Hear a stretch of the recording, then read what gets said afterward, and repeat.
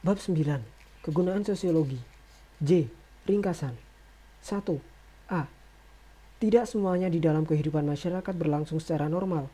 Artinya, sebagaimana dikehendaki oleh masyarakat yang bersangkutan, gejala-gejala tersebut merupakan gejala-gejala abnormal atau gejala-gejala patologis.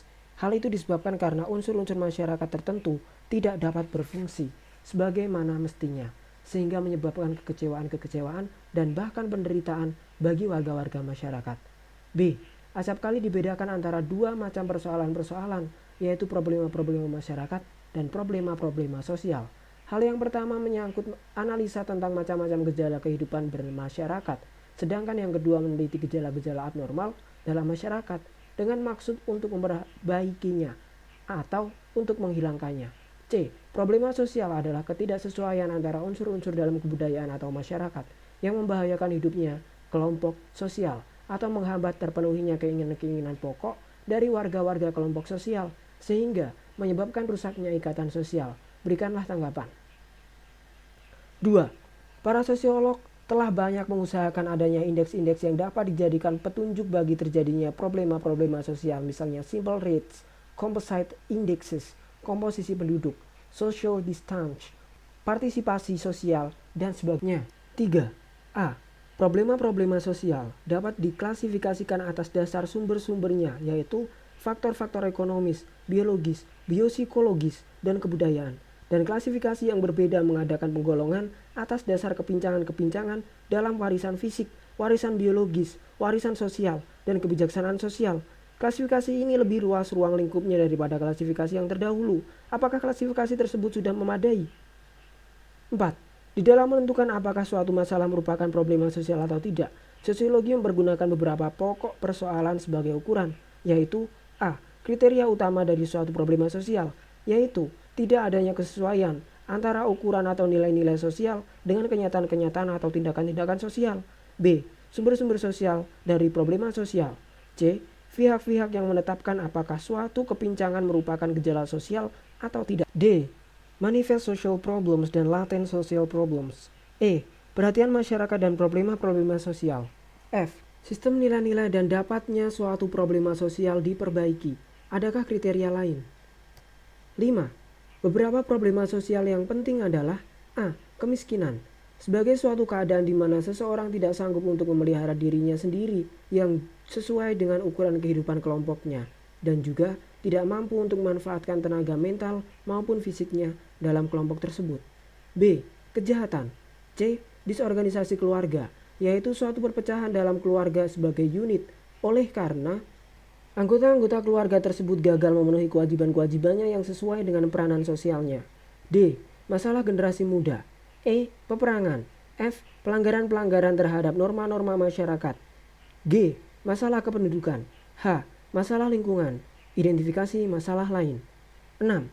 Sosiologi mempunyai kegunaan bagi proses pembangunan dalam hal-hal sebagai berikut. A. Tahap-tahap perencanaan untuk mengidentisir 1. Kebutuhan-kebutuhan sosial. 2. Pusat perhatian sosial. 3. Stratifikasi sosial. 4. Pusat-pusat kekuasaan. 5. Sistem dan saluran-saluran komunikasi sosial. B. Tahap pelaksanaan. 1. Identifikasi terhadap kekuatan-kekuatan sosial dalam masyarakat. 2. Pengamatan terhadap perubahan-perubahan sosial yang terjadi. C. Tahap evaluasi. Analisa terhadap efek-efek sosial dari pembangunan. 7. Menurut sosiologi, pemecahan atas problema-problema sosial dapat dilakukan dengan metode-metode preventif dan represif. Bagaimanakah maksudnya? 8. A. Perencanaan sosial pada dewasa ini menjadi ciri yang umum bagi masyarakat-masyarakat yang sedang mengalami perubahan-perubahan atau perkembangan. Sebenarnya, perencanaan sosial yang bertujuan untuk melihat jauh ke muka telah ada sejak dahulu dan telah pula difikirkan oleh para sosiolog seperti misalnya Auguste Comte, Lester F. Ward, dan selanjutnya. B. Menurut Ogben dan Nimkov, prasyarat suatu perencanaan sosial yang efektif adalah 1.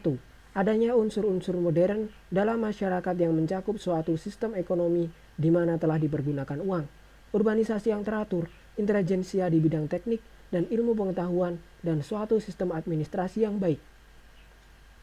2. Adanya sistem pengumpulan keterangan dan analisa yang baik. 3. Terdapatnya sikap publik yang baik terhadap usaha-usaha perencanaan. 4. Adanya pimpinan ekonomi dan politik yang progresif. C. Selanjutnya, untuk melaksanakan perencanaan sosial tersebut dengan baik, diperlukan organisasi yang baik, yang berarti adanya disiplin di satu pihak dan hilangnya kemerdekaan di pihak lain. 9. Tokoh-tokoh yang mempengaruhi perkembangan sosiologi adalah antara lain A. Auguste Comte, B. Herbert Spencer, C. Emil Durkheim, D. Max Weber, E.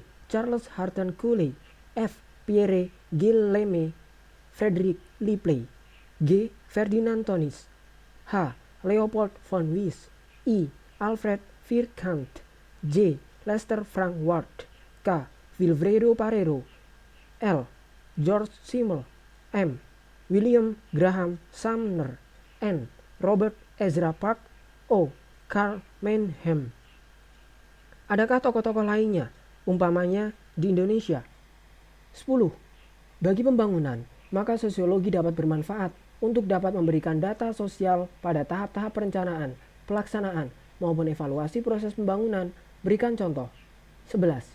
Di dalam penelitian, misalnya penelitian komunikasi, sosiologi dapat dimanfaatkan bagi perencanaan sistem komunikasi massa, penerapannya, maupun penilaian proses tersebut. Berikan contoh lain.